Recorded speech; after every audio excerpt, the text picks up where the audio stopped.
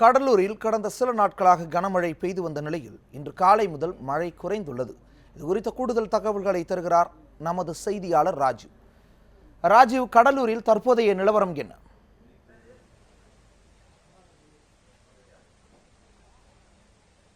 வணக்கம் தேவேந்திரன். அதாவது வங்கக்கடலில் ஏற்பட்ட குறைந்த காற்றழுத்த தாழ்வு மண்டலம் காரணமாக கடலூர் மாவட்டத்தில் கடந்த சில நாட்களாக மழை பெய்து வந்தது. இந்நிலையில் இன்று காலை முதல் மழை ஓய்ந்துள்ளது என்று சொல்லலாம். அதாவது குறிப்பாக சொல்ல மாவட்டத்தில் பெரும்பாலான இடங்களில் இன்று காலை முதல் மழை பொழிவு இல்லை. அதேபோல் தாழ்வான இடங்களில் மழைநீர் தேங்கியுள்ள இடங்களில் நகராட்சி ஊழியர்கள் அந்த மழைநீரை வெளியேற்றும் பணிகளில் தற்போது ஈடுபட்டு வருகின்றனர். அதேபோல் கடலூர் மாவட்டம் சார்பாக அங்கங்கே சாலையில் நடுவில் பள்ளங்களை தோண்டி அந்த மழைநீராகப்பட்டது வெளியேற்றப்பட்டு வருகிறது. அதேபோல் அரசு சார்பில் மக்களுக்கு அங்கங்கே முகாம்கள், சிறப்பு முகாம்கள் ஏற்படுத்தப்பட்டு அந்த மக்களை தங்க வைத்து அங்கு அரசு சார்பில் அவர்களுக்கு உணவு வழங்கப்பட்டு வருகிறது. அதேபோல் அரசு மட்டுமல்லாமல் கோவை, சேலம், ஈரோடு போன்ற தமிழகத்தின் பல்வேறு மாவட்டங்களில் இருந்து கடலூரில் பல்வேறு தன்னார்வலர்கள் இங்கு முகாமிட்டு மக்களுக்கு தேவையான அடிப்படை வசதிகளை செய்து தருவது மட்டுமின்றி அவர்களுக்கு தேவையான உணவு, உடை போன்றவற்றையும் வழங்கி வருகின்றனர். குறிப்பாக சொல்ல வேண்டால் தற்பொழுது கடலூரில் இயல்பு நிலை சற்று திரும்பி வருகிறது. தேவேந்திரன்.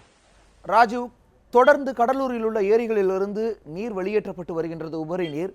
இதனால் கடலூர் மாவட்டத்தினுடைய ஆற்றங்கரையோர, ஏரிக்கரையோர மக்களுக்கு எந்த அளவிற்கு பாதுகாப்பு இருக்கிறது?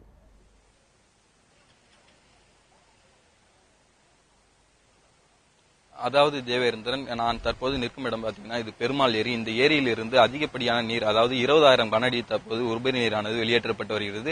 இந்த ஏரி கரையோரம் வசிக்கும் மக்கள் முன்பாகவே நேற்றே பாதுகாப்பான இடங்களுக்கு, அதாவது அருகில் உள்ள பள்ளிக்கூடங்களுக்கு அவர்களை தங்க வைக்கப்பட்டுள்ளனர். அந்த முகாம்களில் தங்க வைக்கப்பட்ட மக்களுக்கு இதுவரை 1 லட்சம் உணவுப் பொட்டலங்கள் அரசு சார்பில் வழங்கப்பட்டுள்ளது. அவ்வப்போது அதிகாரிகள் இந்த ஏரியின் நிலவரத்தை ஆய்வு செய்து வராங்க. தேவேந்திரன். ராஜீவ், கடலூர் மாவட்டத்தில் மற்ற மாவட்ட மக்கள், தன்னார்வலர்கள் எந்தெந்த பகுதிகளில் முகாமிட்டு தங்களது உதவிகளை செய்து வருகிறார்கள்?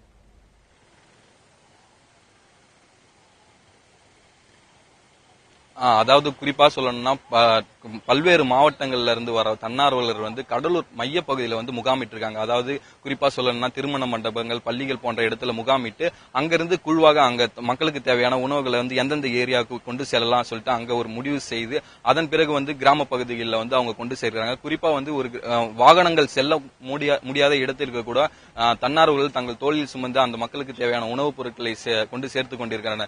தினந்தோறும் இங்க கடலூர்ல பாத்தீங்கன்னா உணவுப் பொருட்களை குவிந்த வண்ணம் தான் உள்ளது. இன்று கூட பல நூற்றுக்கணக்கான லாரிகளில் உணவு, அடிப்படை மக்களுக்கு தேவையான அடிப்படை பொருட்களை தன்னார்வலர்கள் கொண்டு வந்துட்டு இருக்காங்க. தேவேந்திரன். ராஜீவ், அரசு முகாம்களில் உள்ள நிலவரம் என்ன?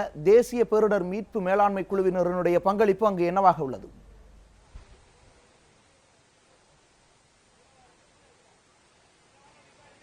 அதாவது தேவேந்திரன், இதுவரைக்கும் கடலூர் மாவட்டத்தில் 117 சிறப்பு முகாம்கள் ஏற்படுத்தப்பட்டுள்ளன.